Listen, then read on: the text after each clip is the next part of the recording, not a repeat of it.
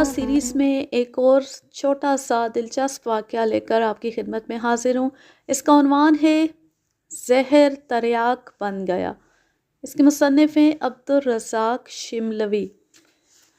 قدرت جب چاہتی ہے تو زہر بھی تریاک بن جاتا ہے اور عقل انسانی حیران رہ جاتی ہے کہ ایسا کیوں کر ہوا۔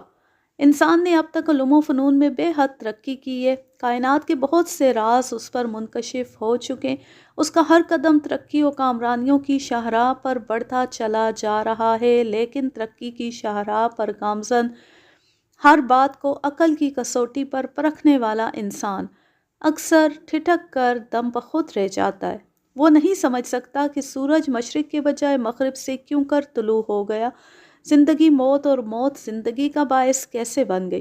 بڑی بڑی اور حیرت انگیز ایجادات کے اس دور میں بھی چھوٹی چھوٹی لیکن نہ سمجھ میں آنے والی باتوں سے اس کا سر پرغرور چند لمحوں کے لیے جھک جاتا ہے اور عقل انسانی اپنی ناتوانی اور بے مائگی کا اعتراف کر کے نہ جانے کس سوچ میں غرق ہو جاتی ہے۔ سائنس کی جن چند حیران کن ایجادات سے متاثر ہو کر ہم نے اپنے آپ کو ترقی یافتہ اور اس دور کو ترقی یافتہ دور سمجھ لیا ہے، یہ تو در حقیقت مادی ترقی کی ابجد ہے، کیونکہ روحانی ترقی جو کہ ہر شے کی اصل ہے اور قطعی مفقود ہے، بہت ممکن ہے کہ آنے والی نسلیں ہمیں اور ہمارے ترقی یافتہ دور کو ترقی یافتہ تسلیم کرنے سے انکار کر دیں اور ہمیں پسماندہ گردانیں۔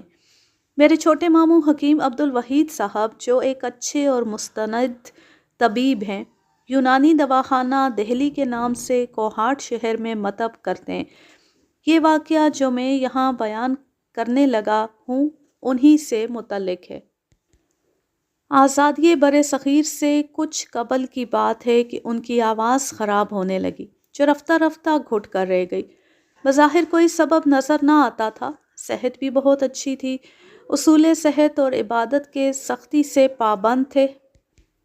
شروع میں تو اس مرض سے بہت پریشان ہوئے، بطور علاج کرائے اور خود بھی اپنا علاج کرنے کی کوشش کی، لیکن مرض بڑھتا گیا جوں جوں دوا کی تمام جتن کر ڈالے، لیکن ذرا بھی افاقہ نہ ہوا۔ بالآخر تھک ہار کر صبر شکر اختیار کیا اور اسی حالت پر قانع ہو گئے۔ انہیں یقین ہو چکا تھا کہ اب آواز کسی قیمت پر واپس نہ آ سکے گی۔ اب صورتحال یہ تھی کہ جب بات کرتے تو گویا پورا زور لگا کر کرتے، لیکن یہ آواز سرگوشی کی حد سے تجاوز نہ کرتی۔ جب کبھی ہنسی آتی تو ایسی مضحکہ خیز کہ خواہ مخواہ ہنسی آ جاتی۔ قیام پاکستان کے بعد یہ کوہاٹ میں آ بسے اور وہیں کے ہو رہے۔ اس عرصے میں ان کا دھیان اپنی اس تکلیف پر سے ہٹ چکا تھا، وہ پہلے کی طرح مطمئن زندگی بسر کرنے لگے۔ سب کچھ تھا، بس ایک آواز نہ تھی۔ ممکن ہے کبھی کبھی انہیں اس امر کا شدت سے احساس ہو جاتا ہو اور وہ اداس و غمگین ہو جاتے ہوں، تاہم وہ ہر وقت حشاش بشاش اور چاق و چوبند نظر آتے، مجسم اخلاق اور نہایت عبادت گزار تھے۔ جہاں بھی رہے عزت و وقار سے رہے، نہ جانے کیسے کیسے مریضوں کا علاج کرتے رہے اور ان کے ہاتھوں انہیں شفا ہوتی رہی، لیکن خود اپنے روگ کا علاج نہ کر سکے۔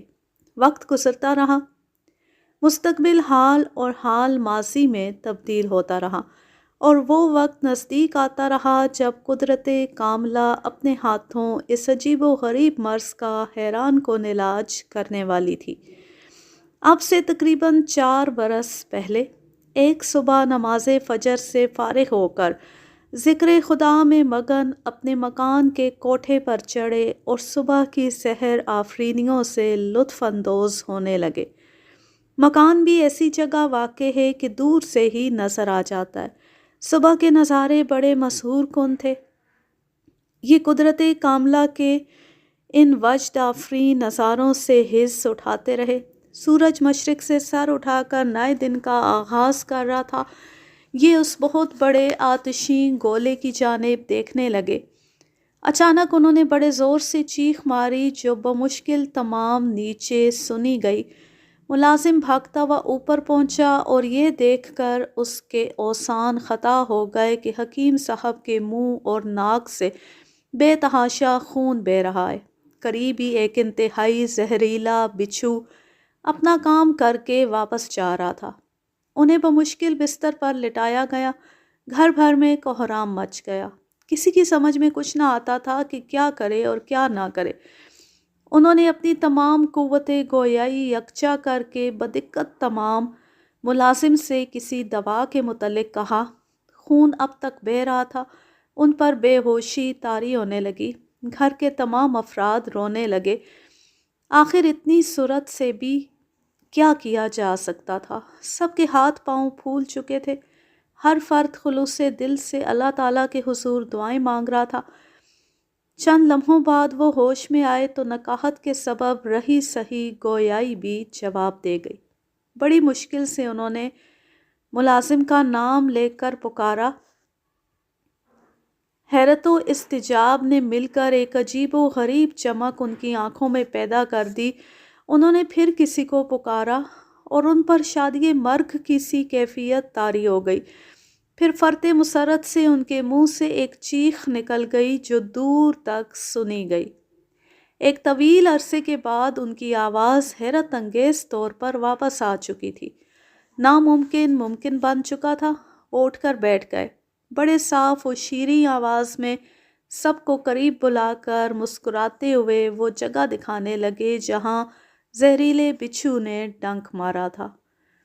اس کہانی کا ماخذ ہے ہمدرد صحت، کراچی، جنوری سن 1965۔